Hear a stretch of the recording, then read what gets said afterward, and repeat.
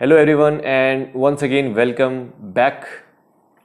देखिए आज का लास्ट चैप्टर है बेसिकली 10th क्लास की पॉलिटिकल साइंस का। ठीक है ना। दो चार चीज़ें मैं बता देता हूँ कि जैसे मैंने कहा था कि इकोनॉमी के साथ लेके चलूँगा, तो मैं ऑल्टरनेटिव डेज पे डालूंगा, क्योंकि पहले मेरा प्लान था कि मैं डेली डालूँ, बट बहुत सारे बच्चों के मैसेज आए कि वो ओवर बर्डन हो जाएगा, कंफ्यूज हो जाएंगे। तो मैंने सोचा कि चलो ऑल्टरनेटिव डेज पर मैं डालूंगा, एज सिंपल एज मैं सोच रहा हूँ कि मंडे जैसे मंडे को एक सब्जेक्ट, ट्यूसडे को दूसरा, सो ऑन, और सैटरडे तक मैं डालूंगा। I am planning this. और संडे को मैं टेस्ट ले लिया करूंगा, और जो बाकी डाउट सेशन है वो तो चलता रहेगा। अनदर थिंग इज कि लास्ट चैप्टर है, इस चैप्टर में ज़्यादा कुछ समझने के लिए नहीं, इट इज़ बेसिक। आप नॉर्मल रीडिंग करोगे आपको अपने आप समझ में आ जाएगा। जो इंपॉर्टेंट थोड़े बहुत पॉइंट्स हैं वो मैं समझा दूंगा, otherwise you are good to go. ठीक है ना। छोटा चैप्टर है, ज़्यादा बड़ा भी नहीं है, तो जल्दी ही खत्म हो जाएगा। देखो सिंपल सी बात है, ये चैप्टर है थिंकिंग अबाउट, देखो, चैलेंजेस टू डेमोक्रेसी। ठीक है ना। चैप्टर है चैलेंजेस टू डेमोक्रेसी। इससे पहले चैप्टर था आउटकम्स। पहले हमने आउटकम पढ़ लिए थे कि भाई जो डेमोक्रेसी का आउटकम क्या है, क्या रिजल्ट है। तो उसके बाद हम पढ़ेंगे अब चैलेंजेस। कुछ ना कुछ चैलेंजेस तो होंगे, चाहे वो डेमोक्रेसी ही क्यों ना हो, चाहे वो अच्छी फॉर्म ऑफ गवर्नमेंट, या फिर आप कह सकते हो एक अच्छा रेजीम, कुछ भी हो, they will be challenges. Even if there is dictatorship, वहाँ भी चैलेंजेस होते हैं। चैलेंजेस हर गवर्नमेंटल फॉर्म में होते हैं। ठीक है ना।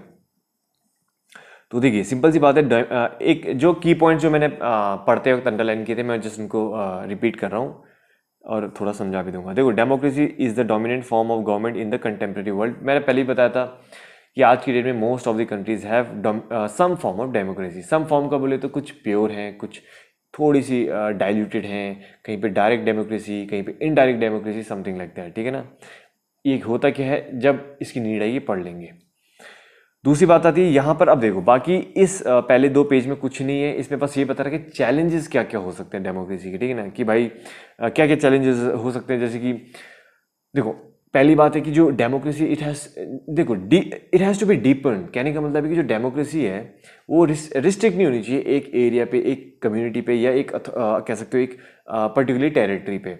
अगर हमारी कंट्री है तो जो डेमोक्रेसी है it has to be you know it has a deepening impact. यानी कि जो लोकल एरिया है, आपका जो स्टेट है, तो जो पावर्स हैं it has to be decentralised. ठीक है ना। तो क्या क्या चैलेंजेस, आप इनको रीड करो। There is nothing much to explain, just एक नॉर्मल रीडिंग करनी है, that is more than sufficient. बाकी क्या चैलेंजेस है आपको पढ़ के अपने आप समझ में आ जाएगा। ठीक है ना। जैसे कि challenge of expansion, deepening of democracy, ये बेसिक सी चीज़ें हैं। बाकी मोस्टली इसमें एक्सरसाइज ज़्यादा है। जैसे ये देखिए लास्ट चैप्टर का जो ये आपका, ठीक है ना, ये जस्ट एक्सरसाइज है, and you can see if you want to read. इसके बाद वाले पेज में भी वही है, दो पेज हैं। उसके बाद देखो लास्ट एक ही पेज बचता है। इसके बाद फिर इस चैप्टर में ज़्यादा कुछ है नहीं, 7-8 पन्नों का पेज है, तो खींच के कोई फ़ायदा नहीं है। Thinking about political reforms. देखो पॉलिटिकल रिफॉर्म्स के बारे में हमने पिछले चैप्टर और पिछले कई क्लासेस से पढ़ के भी आ रहे हैं हम, कि पॉलिटिकल रिफॉर्म्स होना चाहिए। ठीक है ना।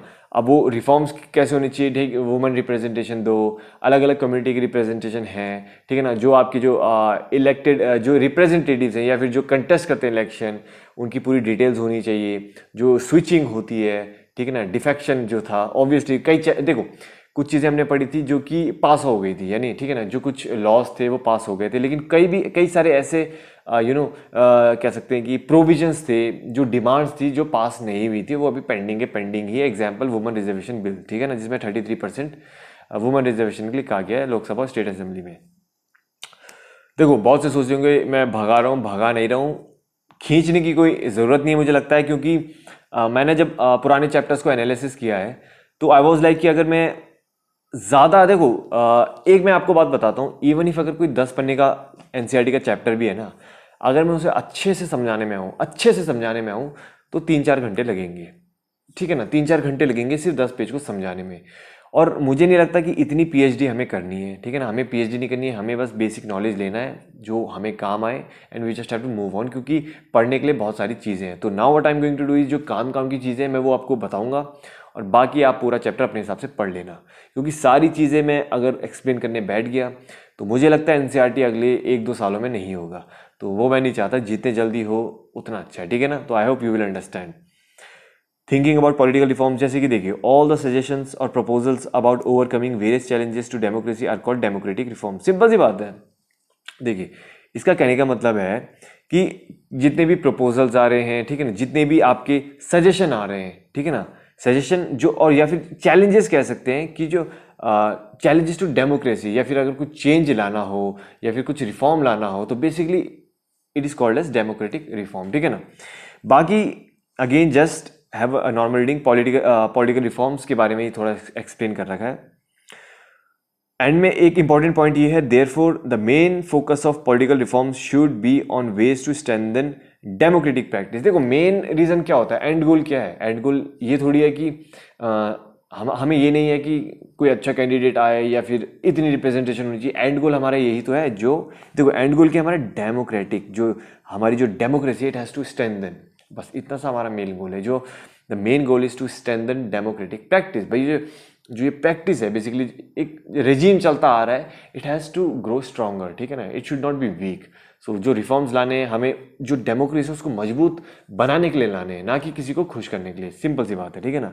जो हम वुमेन रिजर्वेशन बिल है, हम वुमेन को खुश करने के लिए नहीं ला रहे हैं। इट इज़ जस्ट कि सोसाइटी में अगर वुमेन का भी अच्छा कह सकते हैं हैंड होगा, अच्छा उनका कह सकते हैं रिप्रेजेंटेशन, उनके नंबर्स होंगे अगर पार्लियामेंट में, तो जो पॉलिसीज़ हैं they will be impacted in a positive manner, ठीक है ना। तो जो इतने क्राइम बढ़ रहे हैं, इतना कुछ हो रहा है, तो अगर वुमन ज़्यादा होंगी तो दे विल वो आवाज़ उठाएंगे and they will some kind of वो लॉस प्रपोज कर सकते हैं जो कि बेनिफिशियल हो फॉर वुमन। तो दैट इज ऑल्सो नेसेसरी, क्योंकि उनका पर्सपेक्टिव अलग होगा और जो बाकी उनका पर्सपेक्टिव अलग होगा। उसके बाद आता है, देखो ये चीज़ बता रही है डॉक्टर्स, एब्सेंटिज्म, पॉलिटिकल फंडिंग, ये चैलेंजेस हैं बेसिकली। क्या क्या चैलेंजेस होते हैं, you just go through them and read them, ठीक है ना। उसके बाद आता है रिफॉर्मिंग पॉलिटिशियन। अगेन ये बेसिकली एक स्टोरी है, इसको पढ़ लेना। जो ये रिफॉर्मिंग पॉलिटिशियन पे है कि Rose manage to catch madam outside, ये सारी चीज़ें रीड कर लेना। उसके बाद आता है लास्ट है बेसिकली, उससे पहले एक इंपॉर्टेंट लाइन ये है जो एनसीईआरटी के लास्ट पेज में है, a good democracy is what we think it is and what we wish to make it. Simple सी बात है, अच्छी डेमोक्रेसी वो है जो हम चाहते हैं कि वो जो बने और जो जैसा हम चाहते हैं वैसा वो करे। सिंपल सा फंडा ये बुक के हिसाब से है। एंड में आता है रीडिफाइनिंग डेमोक्रेसी, मतलब कि डेमोक्रेसी से हमें पता है रूल बाय द पीपल, ठीक है ना, और जो रिप्रेजेंटेटिव्स हैं वो इलेक्टेड हैं बाय द पीपल। रीडिफाइन करना मतलब कि जो उसकी जो डेफिनेशन है उसको थोड़ा सा चेंज करना। जैसे कि देखिए इसमें हमने लिखा कि many cases expand the definition slightly to add some qualification. थोड़ी जो हम इसको एक्सपैंड कर रहे हैं जो डेमोक्रेसी की डेफिनेशन है, जैसे जो rulers elected by the people must take all the major decisions. पता है भाई, पहली बात है हम जिनको चूज करेंगे तो obviously they have full authority, power, responsibility to take the decisions, ठीक है ना। Election must offer a choice and fair opportunity to the people and change the current rulers. Simple सी बात है भाई, जो इलेक्शन होते हैं तो वी हैव फुल राइट्स कि हम किसको चुने किनको ना चुने। अगर पिछली गवर्नमेंट अच्छा काम नहीं किया तो ऑब्वियसली हम चेंज कर देंगे। It is the power is with us, as simple as that. उसके बाद this choice and opportunity should be available to all the people. Simple है कि देखो अगर किसी को कंटेस्ट करना है इलेक्शन तो वो ऐसा नहीं किसी को आप डिस्क्रिमिनेट नहीं कर सकते कि आप नहीं लड़ सकते, आप नहीं लड़ सकते। If you are a citizen तो एनीबडी, चाहे वो पुअर हो, रिच हो, बिजनेसमैन हो, फार्मर हो, he has the right to contest an election. ये इसमें कहा गया है, ठीक है ना। तो ऐसे ही बहुत सारे प्रोविजंस दे रखे हैं, you just go through them and just read, ठीक है ना। मोस्टली जो चीज़ें हैं वो ऑलरेडी हमने पास्ट में पढ़ रखी है, तो मुझे नहीं लगता कि इसे समझने में दिक्कत आएगी। लास्ट में आता है देखो, eliminating discrimination based on caste, religion and gender is important in a democracy. ये तो बहुत ज़रूरी है। देखो सबसे इंपॉर्टेंट ये है कि इक्वालिटी बहुत मैटर करती है, डिस्क्रिमिनेशन नहीं होना चाहिए। लेकिन सबसे इंपॉर्टेंट है जो रिलीजन, जो ब्रदरहुड है, जो यूनिटी है among religion, that is very important. क्योंकि अगर यूनिटी नहीं है ना कम्युनिटीज़ के बीच में, आपके सोशल ग्रुप्स के बीच में, तो harmony can never be there, as simple as that. Development नहीं होगा जब एक दूसरे से सब लड़ते रहेंगे, तो साथ में काम कैसे करेंगे। तो ये सारी चीज़ें हैं। तो दैट्स इट। छोटा चैप्टर था, खींचने की कोई ज़रूरत थी नहीं, तो मैंने सोचा ठीक है कंप्लीट कर देते हैं इसको। तो ये होगी आपकी बुक कंप्लीट। इस बुक के वैसे भी पूरे चित्रे उड़ रखे हैं। तो ये बुक कंप्लीट हो गई है, क्लास 10th डेमोक्रेटिक पॉलिटिक्स।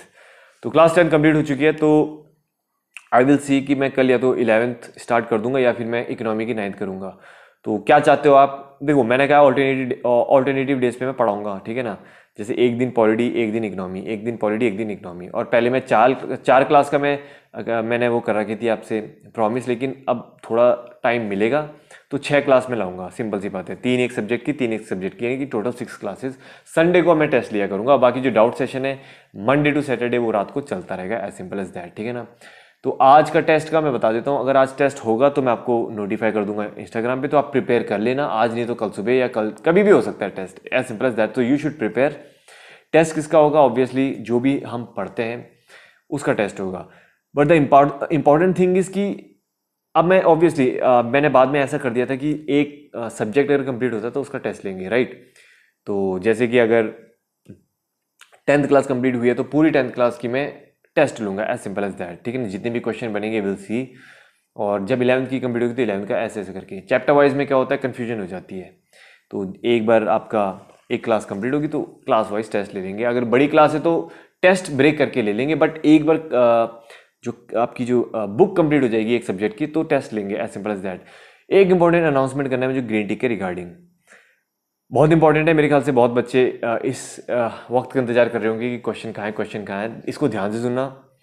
देखो, ग्रीन टिक का कंसेप्ट मैं अब मतलब डेली बेस पे जो होता है वो बंद कर रहा हूँ मैं, ठीक है ना। जो डेली बेस पे मैं अब क्वेश्चन पूछता था वो मैं नहीं पूछूंगा। मैं पोस्ट भी करने वाला था, बट मैंने सोचा कि पोस्ट से गलत मैसेज आएगा, ठीक है ना। देखो, ग्रीन टिक का कंसेप्ट मेरा सिंपल सा इतना था कि भाई मैं ग्रीन टिक का मतलब क्या था कि आप जब सेशन लेते हो तो मुझे पता चल जाएगा किसने सेशन लिया है, किसने नहीं लिया है, ठीक है जी। तो हुआ कि अब बहुत सारे बच्चे जुड़ गए हैं। अब मैं ग्रीन टिक अगर चलाता रहूँगा तो मुझे पता है दिस इज़ नॉट सस्टेनेबल। कल को 10,000 15,000 जितने भी बच्चे हैं, तो अगर मैं हर डेली बेस पे अगर ग्रीन टिक के ही मैं आपको क्वेश्चंस की ग्रीन टिक देने लग गया तो दिक्कत हो जाएगी। तो मैंने ये सोचा, मैंने आपसे एक प्रॉमिस किया था कि जिसके 30 ग्रीन टिक्स कंप्लीट होंगे उसको मैं टेलीग्राम की जो प्राइवेट ग्रुप है एस्पिरेंट्स के साथ वहाँ पे ऐड करूँगा, येस और नो।